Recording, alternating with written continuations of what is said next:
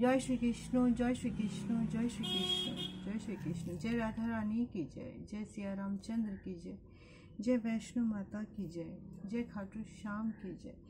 आज আমি শ্রীমদ্ ভাগবত গীতার নবম অধ্যায় রাজগুহ যোগ শ্লোক 6 পাঠ করছি। यथा आकाशः स्थितः नित्यं वायुः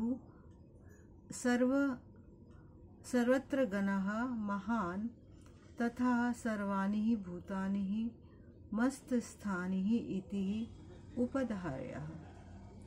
অনুবাদ, ঠাকুর এখানে আবার বলছেন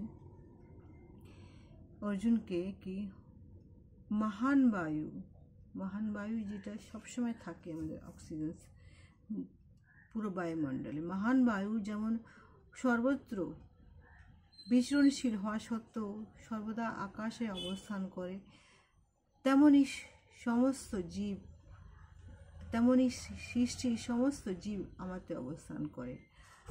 তাৎপর্য হচ্ছে এই, আমাদের প্রাণবায়ু, যেটা দিয়ে আমরা শ্বাস প্রশ্বাস ছাড়ছি, জবের থেকে আমাদের জন্ম, জবের থেকে আমরা মায়ের গর্ভতে জন্ম নিয়ে এই পৃথিবীতে আমরা যখন থেকে আমরা পাই, তবে থেকে আমরা এই অক্সিজেনটা নিচ্ছি, এই প্রাণবায়ুটা নিচ্ছি। আমরা কি বুঝতে পারছি কখন নিচ্ছি কখন ছাড়ছি? বুঝতে পারছি না। এই সমস্ত বিশাল ব্রহ্মাণ্ড ভগবানের আশ্রয় করে আছে, এই সত্য, এটাই চিরন্তন সত্য। আমরা যেভাবে আমরা নিঃশ্বাস নিচ্ছি প্রশ্বাস ছাড়ছি, সেই নিঃশ্বাস প্রশ্বাসের জিনিসটা আমাদের কাছে এটা অকল্পনীয়। এটা শুধু সে না থাকলে এটা হতো না, সম্ভব হতো না। আমাদের বোঝানোর জন্য ভগবান আবার উদাহরণ দিয়েছে কি আমাদের কল্পনা থেকে আকাশ সব থেকে বড়, আর সেই আকাশের মধ্যে বাতাস হচ্ছে মহাজগতের সবচেয়ে বিশাল একটা অভিপ্রকাশ। এই বাতাসের চলাচল থেকে নিয়ন্ত্রিত হয় অন্য সব কিছু চলাচল, কিন্তু সেই মহান বায়ু এত বিশাল হলেও আকাশের মধ্যে তার অবস্থান।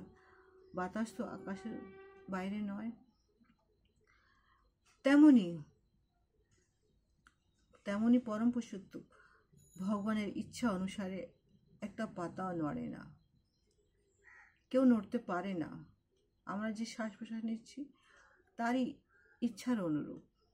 জয় শ্রীকৃষ্ণ, জয় শ্রীকৃষ্ণ, জয় শ্রীকৃষ্ণ। শ্লোক 7। সর্বভূতানি কৌন্তেয় প্রকৃতিম ইয়ান্তি মমিকাহম কল্পক্ষয়ঃ পুনঃ তানি কল্পদ্যোঃ বিসৃজামি আহম। অনুবাদ, হে কৌন্তেয়া।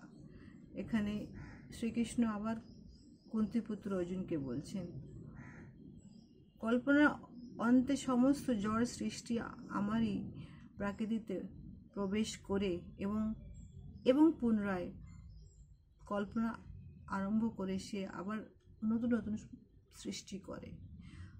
তাৎপর্য হচ্ছে এই সমস্ত জড় জগতের সৃষ্টি স্থিতির প্রলয় সমস্ত রূপে কে আছে? সেই ভগবান, সেই পরম পুরুষোত্তম, সেই ভগবান, সেই শ্রীকৃষ্ণ। কল্পনার অবস্থান মানে হচ্ছে ব্রহ্মার মৃত্যু।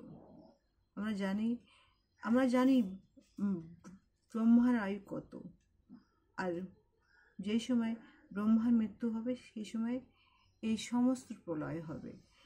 তার অর্থ হচ্ছে এটাই কি ভগবানের দ্বারা অভিব্যক্ত শূন্য পুনরায় তারই মধ্যে লয় হয় এবং তারপরে আবার নতুন সৃষ্টি হয়। এটি হচ্ছে শ্রীকৃষ্ণের মহিমা। শ্রীকৃষ্ণের সমস্ত কারণের কারণ, মহাকারণ। শ্রীকৃষ্ণ ছাড়া কিছু নেই, আর কিছু থাকতেও পারে না। জয় শ্রীকৃষ্ণ, জয় শ্রীকৃষ্ণ, জয় শ্রীকৃষ্ণ।